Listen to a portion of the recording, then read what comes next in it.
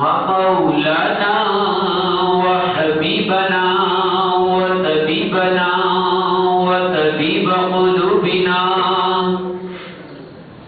وغوثنا وغياثنا ومغيثنا ومعيننا وقطبنا وفريدنا ونظامنا وأولانا ونور عيننا محمد صلى الله عليه وصحبه وأزواجه وذريته وأهل بيته وعلماء أمته وشهداء محبة أجمعين. أما بعد فأعوذ بالله من الشيطان الرجيم. بسم الله الرحمن الرحيم. ألا بذكر الله تطمئن القلوب. صدق الله العظيم وبلغنا رسوله النبي الكريم وذلك من الشاهدين والشاكرين والحمد لله رب العالمين.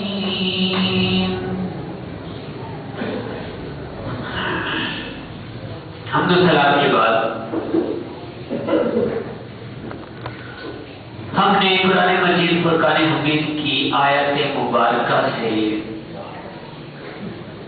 ایک آیت تلاوت کرنے کا شرف حاصل کیا ہے. اللہ جل جلالہ و من والہ کی بارگاہ میں دعا ہے کہ وہ ہمیں حق اور سچ کہنے کی سعادت عطا فرمائے اور سامعین کو حق اور سچ سن کر عمل کرتے ہوئے دوسروں تک پہنچانے کی توفیق مرحمت فرمائے. آمین بجاہ نبی الامین صلی اللہ تعالی علیہ وسلم. بڑی 11ویں شریف کا مبارک مہینہ جاری و ساری ہے.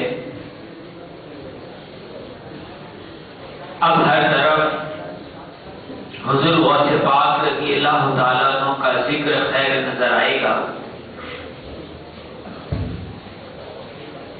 اسی ذکر خیر کو مد نظر رکھتے ہوئے ہم نے قرآن کی ایک آیت کا انتخاب کیا ہے. الا بذکر اللہ تطمئن القلوب. یقیناً اللہ کا ذکر دلوں کا چین ہے، دلوں کا اطمینان ہے.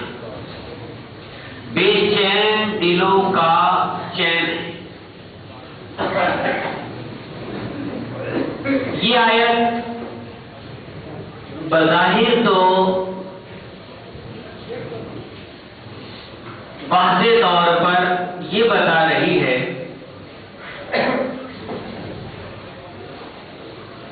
کہ اللہ کا ذکر یہ روح کی غذا ہے، دل کا چین ہے، اطمینان ہے. ہمارے معاشرے میں اس وقت 99.99 لوگ کسی نہ کسی پریشانی میں، بے چینی میں مبتلا ہیں.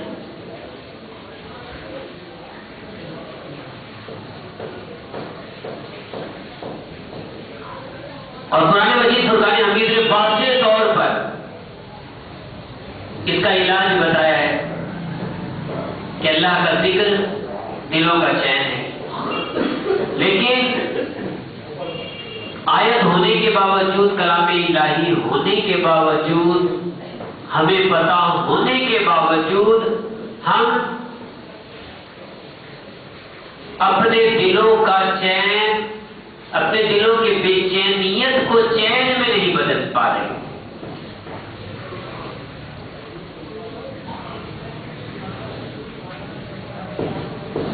یوں کہا جا سکتا ہے اس کو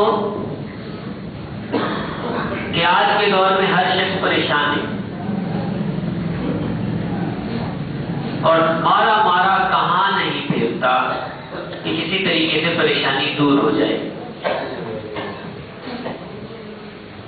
بھرے مجمع میں اگر یوں کہہ دیا جائے کہ کون ہے جو پریشان، جس کو کوئی پریشانی نہیں، شاید ہی کوئی کھڑا ہوگا. شاید اگر کوئی کھڑا بھی ہو جائے گا کہ مجھے کوئی پریشانی نہیں ہے، تو پھر ہم اس سے چند سوالات کریں گے، وہ پریشان ہو جائے گا. اگر وہ پریشان نہیں ہے تو کیا اس کے والدین پریشان نہیں؟ والدین کی پریشانی اس کی پریشانی کا سبب نہیں ہے؟ کیا اس کے بیوی بچے پریشان تو نہیں، وہ اس کی پریشانی کا سبب تو بنے؟ یہ بھی نہیں. تو کوئی تو ایسا ہوگا جو اس کی پریشانی کا سبب بنے گا. اگر کسی کو خود پریشانی نہیں ہے تو وہ دوسرے کی وجہ سے پریشان ہے. ضرور کوئی نہ کوئی لنک پریشانی کے ساتھ ضرور ملتا ہے. اور یہ مہینہ مبارک مہینہ، 11ویں کا مہینہ، یہ یہی سکھانے آیا ہے لوگوں کیوں پریشان، اس کا علاج کیوں نہیں کرتے، اس پریشانی کو دور کیوں نہیں کرتے،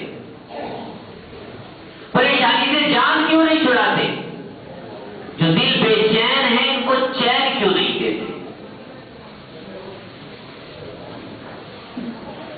اور یہ اکرام کی صحبت، جن کی تعلیم و تربیت،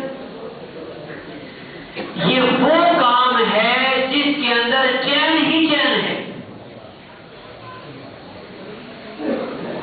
امام شافعی رحمۃ اللہ علیہ فرماتے ہیں کہ جب کبھی مجھے پریشانی ہوتی تھی، جب کبھی مجھے کوئی مسئلہ درپیش ہوتا ہے، پریشانی ہوتی ہے، میرا دل بے چین ہوتا ہے، تو میں امام اعظم رحمۃ اللہ علیہ کے مزار پر جا کر بیٹھ جاتا ہوں، پریشانی دور ہو جاتی ہے. حل موجود ہے، دوائی موجود ہے، لیکن ہم یوز نہیں کرتے، لیتے ہی نہیں دوائی، کھاتے ہی نہیں دوائی. گٹکا کھا لیں گے شاید غم دور ہو جائے، شراب پی لیں گے شاید ٹینشن ختم ہو جائے، سگریٹ پی کے دکھائیں گے شاید محبت بھول جائے. یہ سب چیزیں کریں گے، لیکن جس چیز کو لینا ہے، جو دوائی کھانی ہے، اس کو بھولے بیٹھے. یہ مہینہ حضور غوث پاک رضی اللہ تعالیٰ عنہ کا مبارک مہینہ یہ تربیت کے لیے آیا ہے. جیسے 12ویں کا مہینہ وہ عقائد کو تربیت دینے کے لیے آیا تھا، عقائد کی اصلاح کے لیے آیا تھا. اور یہ 11ویں کا مہینہ یہ روح کی تربیت کے لیے آیا، روح کو تسکین دینے کے لیے آیا، روح کی بے چینیت کو چین میں بدلنے کے لیے آیا. آیت مبارکہ پر سیر حاصل گفتگو کرتے ہیں. رب کائنات نے فرمایا الا بذکر اللہ تطمئن القلوب، اللہ کا ذکر تمہارے دلوں کا چین ہے. اگر تمہیں کوئی پریشانی آ جائے تو اللہ کا ذکر کرو. اللہ کا ذکر کیا ہے؟ اللہ کا ذکر کسے کہتے ہیں؟ یاد رکھیے، کچھ لوگ ایسے بھی ہوں گے جو یوں کہیں گے ہم تو نمازیں پڑھتے ہیں پھر بھی پریشان ہیں، ہم تو عبادت کرتے ہیں پھر بھی پریشان ہیں، ہم تو ہر وقت اللہ کا ذکر کرتے ہیں پھر بھی پریشان ہیں. پریشانی میں فرق ہے، یاد رکھیے گا. ایک پریشانی وہ ہوتی ہے، آزمائش وہ ہوتی ہے جو خدا کی طرف سے آتی ہے. وہ کیوں آتی ہے؟ یا تو تمہارے گناہوں کو مٹا دے گی یا تمہارے درجوں کو بلند کر دے گی. وہ پریشانی ایسی ہے جو خدا کی طرف سے آتی ہے. وہ ٹینشن جو خدا کی طرف سے آتی ہے وہ دو وجوہات سے آتی ہے، یا تو تمہارے گناہوں کو مٹانے کے لیے اور یا پھر تمہارے درجوں کو بہت بلندی تک لے جانے کے لیے. مثال کے طور پر رسول اللہ صلی اللہ علیہ وسلم نے فرمایا اگر کسی کو کانٹا بھی چبھ جائے، اگر کسی کو کانٹا بھی چبھ جائے تو بھی اس کی بدولت اللہ تبارک و تعالیٰ اس کے گناہوں کو مٹا دے. ہلکا سا کانٹا چبھ جائے. نزہت المجالس میں ایک روایت نقل کی گئی ہے، ایک شخص خوشحال زندگی گزار رہا تھا، اچانک جو گھر دیر ہوا تھا، پانی مانگا، بیوی پانی لینے گئی، اس کی آنکھ لگ گئی، تھکا ہوا تھا سارے دن کا، وہ پانی لے کر آ کر کھڑی رہی، ساری رات پانی کا آب گورا ہاتھ میں لیے کھڑی رہی، کب میرے سرتاج جاگیں گے تو میں پیش کروں، تھکے ہارے اٹھانا مناسب نہیں، پانی لے کے کھڑی رہو، جیسے ہی آپ کھلے گی پیش کر دوں۔ ساری رات کھڑی رہی، وہ تھکے ہارے اتنے تھے کہ ساری رات سوتے رہے، تھکے ہارے اتنے تھے ساری رات سوتے رہے۔ صبح فجر کے وقت آنکھ کھلی دیکھا بیگم تم پانی لے کے کھڑی، ساری رات ہوتی، تم ساری رات سے پانی لے کر کھڑی ہو؟ ہاں میرے سرتاج، آپ میرے سرتاج ہیں، آپ نے پانی مانگا تھا، میں آپ کی منکر ہوں، آپ میرے حاکم ہیں۔ آج کل تو الٹ ہو گیا نا، قرآن نے آپ کو میرا حاکم بنایا ہے، میں آپ کی محکومہ ہوں، تو لہٰذا مجھے آپ نے پانی کا آرڈر دیا، میں اپنے انتظار میں کھڑی ہوں اور میں نے اٹھانا اس کے مناسب نہیں سمجھا، بے عزتی نہ ہو جائے، آپ کو اٹھاؤں گی آپ کی نیند میں خلل نہ آ جائے، آپ کو برا نہ لگ جائے، یہ چیز شوہر نے دیکھا اور ایسی بیگم، اور آج کل ایسی بیگم کہاں کس کو ملتی ہے؟ بیگم بھی ایسی ہو، شوہر بھی ایسا ہو، سوچنے لگی اتنی وفادار، اتنی زبردست کہ اتنا خیال ساری رات کھڑے ہونا وہ معمولی کام تھوڑی ہے، ہمارے یہاں تو 5 منٹ نہیں کھڑی ہوئی، سو گیا رکھ دو اٹھ کے پی لے گا، چلو ہمارا تو یہ نظام ہے۔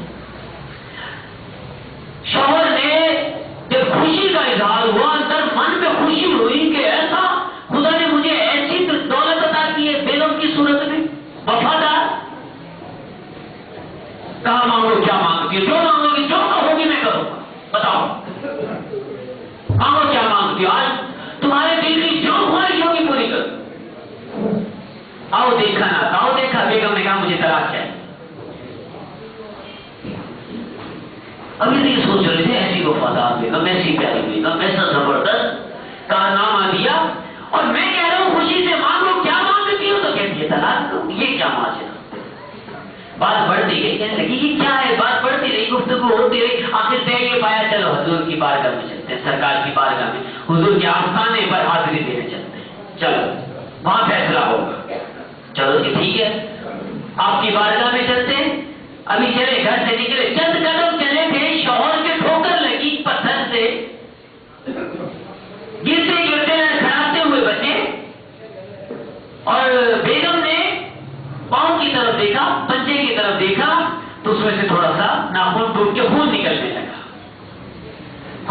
لگا تو فوراً سنبھالنے لگی، میرے سرتاج یہ کیا ہو گیا، چلو گھر چلے، چلو گھر چلے۔ کہا کیا ہو گیا تمہیں، ابھی تو تم طلاق مانگ رہی تھی اور کہہ رہی تھی چلو سرکار کی بارگاہ میں چلتے وہاں فیصلہ کریں گے، مجھے ہلکی سی چوٹ آئی ہے، ہلکی سی ٹھوکر لگی ہے، اور یہ تم سے برداشت نہیں ہو رہا، کہتی گھر چلو، کہاں گھر چلو، گھر جا کے بتاؤں گی۔ چلو جی گھر پہنچ گئے، اب گھر جا کے کیا وجہ ہے کہ میں جب انعام دینے کی بات کرتا ہوں تو تم طلاق مانگتی ہو، جب مجھے دکھ پہنچتا ہے تو تم گھر واپس لے آتی ہو، یہ کیا ماجرا، طلاق نہیں دیتی۔ کہنے لگی بات یہ جب سے تمہاری میری شادی ہوئی، اب وہ لوگ سنیں کہ اللہ تبارک و تعالیٰ کی طرف سے جب آزمائش آتی ہے تو وہ یا تو تمہارے گناہوں کو لے جائے گی یا تمہارے درجوں کو بلند کرے گی۔ وہ کہنے لگی خاتون، کہنے لگی جب سے تمہارا میرا نکاح ہوا ہے میں نے کبھی تمہیں پریشان نہیں دیکھا، میں نے کبھی تمہیں دکھ میں نہیں دیکھا، تمہیں کبھی بخار نہیں ہوا، تمہیں کبھی سر میں درد نہیں ہوا، تمہارے کو بھی کوئی تکلیف نہیں آئی، ہمیشہ چین میں رہے ہو، سکھ میں۔ پھر اس نے ایک حدیث سنائی کہ میں نے رسول اللہ صلی اللہ علیہ وسلم سے یہ سنا ہے کہ دنیا میں کسی کو جس کو کوئی پریشانی نہیں ہوتی، کوئی بے چینی نہیں ہوتی، کوئی آزمائش نہیں ہوتی، وہ اللہ تعالیٰ کی رحمت سے دور ہوتا ہے، وہ اللہ کی رحمت سے دور ہوتا ہے۔ تو میں ڈر گئی کہ اتنا عرصہ ہو گیا تمہارے میرے نکاح کو، میں نے تمہیں پریشان نہیں دیکھا، میں نے تمہیں دکھ میں نہیں دیکھا، میں نے تمہیں بے چین نہیں دیکھا، تو میں ڈر گئی کہیں اللہ کی رحمت تم سے دور تو نہیں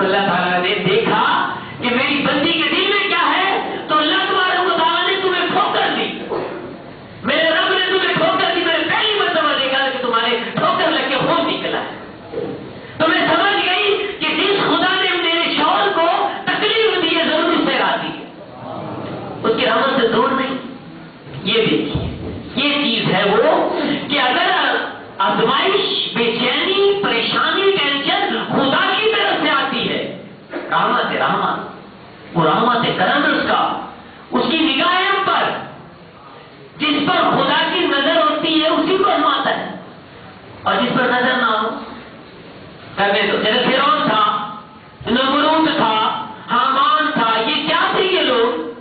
کبھی زندگی میں سر میں درد نہیں ہوا، دوسری بیماری تو بہت دور کی بات ہے، کبھی کوئی تکلیف نہیں پہنچی ان لوگوں کو۔ فرعون نے ساری زندگی خدا کی دعوت کیا، کبھی زندگی میں ایک مرتبہ بھی سر ہلکا سا سر کا درد بھی نہیں ہوا۔ کیوں؟ خدا کی رحمت سے دور تھا۔ ان چند باتوں سے یہ پتہ چلتا ہے کہ آزمائش اگر خدا کی طرف سے آئے تو چاہے وہ گناہوں کو معاف کرنے کے لیے آئی ہو، چاہے درجوں کو بلند کرنے کے لیے آئی ہو، ہمیں قبول ہے، ہمیں اس پر ثابت قدم رہنا ہے، صابر رہنا ہے۔ رب کائنات نے قرآن مجید میں فرمایا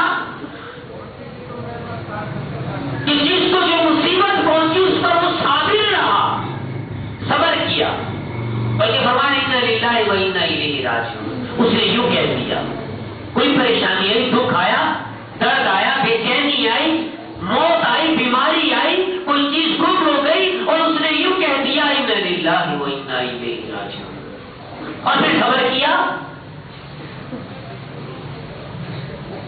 اللہ تعالیٰ نے فرمایا وہ لوگ ہیں جن پر ہماری رحمت اور ہدایت ہے، خدا و رحمت، ہدایت اور رحمت اس پر ہے میری۔ اور لیکن جو باویلا کرے، ہمارے یہاں پریشانی کیا ہے، ہمیں تھوڑا سا دکھ آتا ہے، ہم شکوے شکایت کے انبار لگا۔ اللہ بذکر اللہ تطمئن القلوب کا معنی یہ ہے کہ اللہ کا ذکر تمہارے دلوں کا چین ہے۔ اگر اس چین کے وقت، تمہاری عبادتوں کے وقت، ذکر اذکار کے وقت اگر اللہ تعالیٰ کی طرف سے تم پر کوئی آزمائش ڈال دی جائے، کوئی پریشانی ڈال دی جائے، تو ثابت قدم ہو جاؤ، ثابت قدم ہو جاؤ۔ حضرت ایوب علیہ السلام پر تھوڑی آزمائش تھی، بتائیے، اللہ کے نبی تھے، ایوب علیہ السلام کو دکھ ملا، دکھ، اور دکھ بھی ایسا تھا کہ بیوی نے بھی ساتھ چھوڑ دیا تھا، بیوی نے بھی ایک لمحے کے لیے، تھوڑی سی دیر کے لیے ساتھ چھوڑ دیا تھا، ایسا دکھ تھا۔ لیکن جس کا مرتبہ جتنا بلند ہوتا ہے، جس درجے میں چڑھتا جاتا ہے، اس کی آزمائش اسی حساب سے ہوتی ہے۔ ہم لوگ چھوٹے چھوٹے سے لوگ ہیں، مسلمان پڑھ کے جو ہے، کلمہ پڑھ کے جو ہے مسلمان ہو گئے ہیں، اعمال ہیں نہیں، درجے ہیں نہیں، بلندیاں ہیں نہیں، بلند پائیاں ہیں نہیں، کسی کمالات میں ہے نہیں، ولایت کے درجوں میں ہے نہیں، سادے سے مسلمان ہیں، عبادت کرتے ہیں بس ٹوٹی پھوٹی، تو کیا ہے اس کے حساب سے رب کائنات تھوڑی بہت تکلیف دے دے تو خندہ پیشانی سے برداشت کریں گے، ہم اسی قابل ہیں۔ ہم اس قابل نہیں کہ جس طرح ان کو آزمایا گیا، ابراہیم علیہ السلام کو آگ میں ڈالا گیا، میں جریک میں بٹھایا گیا تو ابراہیم کو خیال نہیں آیا ہوگا کہ میں جل جاؤں گا، پھر میں جریک چڑھائی گئی، گلیل کی طرح چھوڑا گیا، ہوا میں اڑتے ہوئے آگ میں گر رہے ہیں، ہوا میں جا رہے ہیں، جبرائیل علیہ السلام آتے ہیں، ابراہیم خلیل اللہ، میری کوئی حاجت کا نہیں، کوئی حاجت نہیں تھی، کہا کسی سے حاجت کہاں ہے، خدا سے کہا کہیے، خدا سے کہہ لو اپنی حاجت، خدا کو پکار لو، اس وقت آگ میں جا رہے، کہا میں کیوں پکاروں، میں خدا کو کیوں پکاروں؟ اے ابراہیم، آگ میں گر رہے ہو، فضا میں ہو، دیکھو اڑتے ہوئے جا رہے ہو، ساری گفتگو ہو رہی ہے اور یہ فضا میں ہے، گرنے کے لیے آگ میں تیر رہے، ہوا میں تیر رہے ہیں، اور وہاں یہ کہتے ہیں خدا سے حاجت تو ہے، لیکن اسے کہوں گا بھی نہیں، پکاروں گا بھی نہیں، کیوں نہیں پکارتے؟ کیا اس کو وہ نہیں دیکھ رہا کہ اس کے خلیل کے ساتھ کیا ہو رہا ہے؟ کیا اس کو نہیں پتا کہ اس کے دوست کے ساتھ کیا کیا جا رہا ہے؟ کیا وہ بے خبر ہے؟ نہیں، وہ باخبر ہے، وہ علم والا ہے، وہ دیکھ رہا ہے، اسے پتا ہے کہ اس کے دوست کے ساتھ کیا ہو رہا ہے، مجھے کہنے کی ضرورت نہیں، میں تو خبر کروں گا، وہ جو چاہے گا کرے گا۔ یہ صبر کا اعلیٰ مقام ہے، یہ تو یہ چیز ہے، ہم تو ذرا سی تکلیف برداشت نہیں کر پاتے۔ وہاں ابراہیم علیہ السلام کہتے ہیں میں تو خدا سے بھی نہیں پکار، خدا کو بھی نہیں پکاروں گا، کیوں؟ خدا مجھے پتا ہے کہ خدا دیکھ رہا ہے، اسے پتا ہے میرے ساتھ کیا ہو رہا ہے، جب اسے پتا ہے تو رزلٹ کیا نکلا پھر اس کا؟ جس نے آزمائش پر صبر کی انتہا کر دی، صبر کی انتہا کر دی، اس کو رزلٹ کیا ملا؟ رب کائنات نے قرآن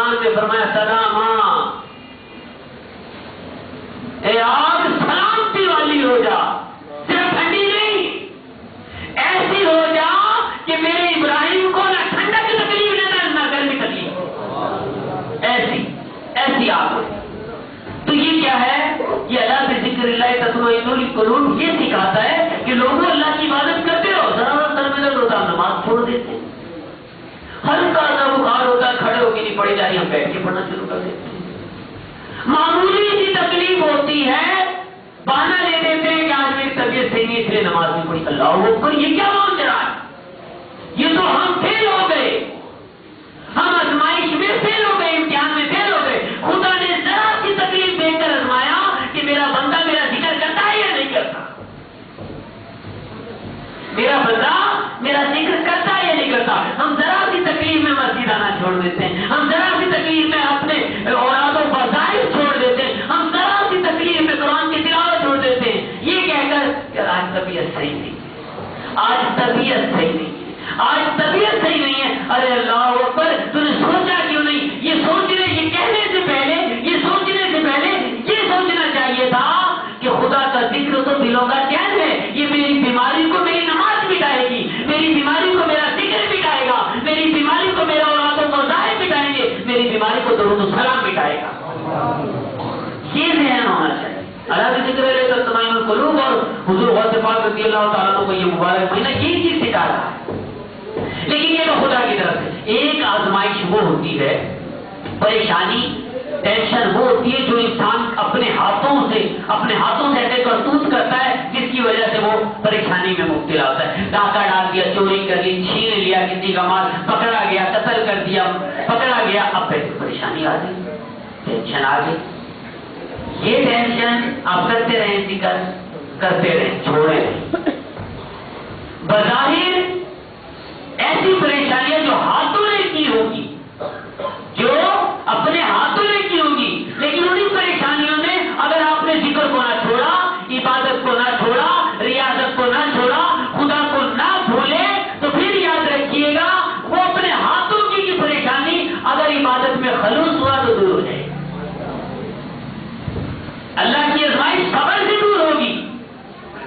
اللہ نے جو آزمائش ڈالی ہوگی، پریشانی ڈالی ہوگی، بے چینی ڈالی ہوگی آزمانے کے لیے، وہ صبر کرنے سے دور ہوگی کہ صابر ہو جائے اس وقت۔ لیکن جو اپنے ہاتھوں کی وجہ سے اپنے آپ پر بے چینی آتی ہے، پریشانی آتی ہے، مسائل آتے ہیں، پرابلم جو ہے وہ گھیر لیتے ہیں، تو اس کے لیے اللہ کے ذکر کو مزید بڑھا لو، عبادت کی طرف مزید چلے آؤ۔ عبادت میں، ریاضت میں، ذکر میں جتنا خلوص ہوگا، اپنے ہاتھ کا پرابلم آہستہ آہستہ دور ہونا شروع ہو جائے گا۔ کتنے لوگ ایسے ہیں ہم نے دیکھا ہے، گناہ کرتے پکڑے جاتے، لیکن وہ دل ہی دل میں اللہ کی بارگاہ میں رجوع لے آتے، مولا بس یہ آخری تھا، اب نہیں کروں گا، دل ہی دل میں وہ ایسے قبول ہوتے ہیں، چھوٹ بھی جاتے ہیں، پاکستان بھی ہو جاتے، لوگ بھول بھی جاتے۔ وہ یاد نہیں آپ کو موسیٰ علیہ السلام، ہم تو حضور کی امتی ہیں، ہم تو مدینے والی سرکار صلی اللہ علیہ وسلم کی امتی ہیں۔ موسیٰ علیہ السلام کی قوم آپ کے پاس آتی ہے، بارش نہیں ہو رہی، پیاسے مر رہے، بھوکے مر رہے، پیاس بھوک نے تباہ و برباد کر دیا ہے، دعا کیجیے بارش ہو، فصلیں نہیں اگ رہی، کھانا ختم ہو چکا ہے، فصلیں ختم، سبزیاں ختم، پھل ختم، جانور بھوکے مر رہے، پانی نہیں ہے، کیا ہوتا ہے؟ آپ دعا کرتے ہیں، اللہ تعالیٰ وہی فرماتا ہے موسیٰ میں ان پر پانی کا ایک قطرہ بھی نہیں برساؤں گا۔ یا اللہ کیوں؟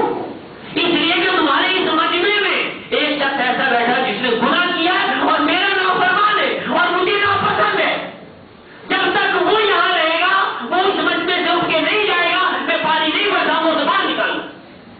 اللہ تعالیٰ نے فرمایا اس کو باہر نکالو۔ موسیٰ علیہ السلام کھڑے ہوئے اعلان کر دیا، لوگوں اس بڑے مجمع میں، ہزاروں لاکھوں کے مجمع میں ایک آدمی ایسا ہے جس نے اللہ کو ناراض کیا ہے، وہ اٹھ کے چلا جائے تاکہ ہم پر پانی برسے۔ وہ کیسے اٹھے؟ ہزاروں لاکھوں کے مجمع میں شرمندہ ہو جائے گا، پانی پانی ہو جائے گا، لوگوں کو پتہ چل جائے گا اس نے گناہ کیا، یہ اللہ کا نافرمان ہے، یہ وہ بدبخت ہے جس کو خدا نے کہا نکالو اس کو اس مجمع سے باہر۔ کتنی شرمندگی کی بات ہے۔ اور جو اس نے دیکھا یا اللہ میں سب کے سامنے کھڑا کیسے ہوں، اندر ہی اندر رو پڑا، اندر ہی اندر ذکر ہو گیا نا شروع۔ اللہ بذکر اللہ تطمئن القلوب، اس کے اپنے ہاتھوں کے کرتوت تھے جو اس نے گناہ کیے۔ اللہ بذکر اللہ تطمئن القلوب، تمہارے دل چین پا جائیں گے، اطمینان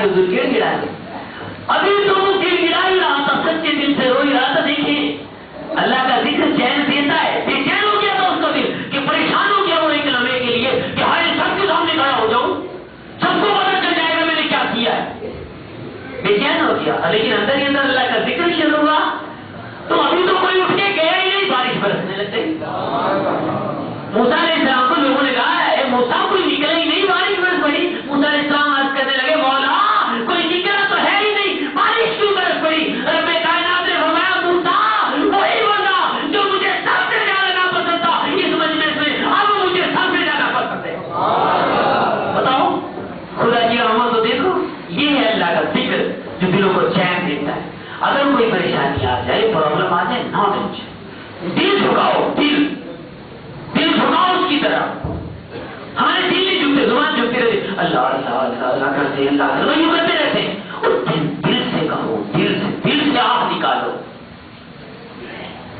دل سے آہ نکلتی ہے تو اثر رکھتی ہے، دل سے آہ نکلتی ہے تو اثر رکھتی ہے، پر نہیں مگر طاقت پرواز رکھتی ہے. اللہ تعالیٰ ہمیں عمل کی توفیق عطا فرمائے. حضور غوث پاک رضی اللہ تعالیٰ عنہ کی اس مبارک مہینے کے وسیلے سے رب کائنات ہمیں اپنا ذکر کی توفیق عطا فرمائے، صبر کی توفیق عطا فرمائے. وما علینا الا البلاغ.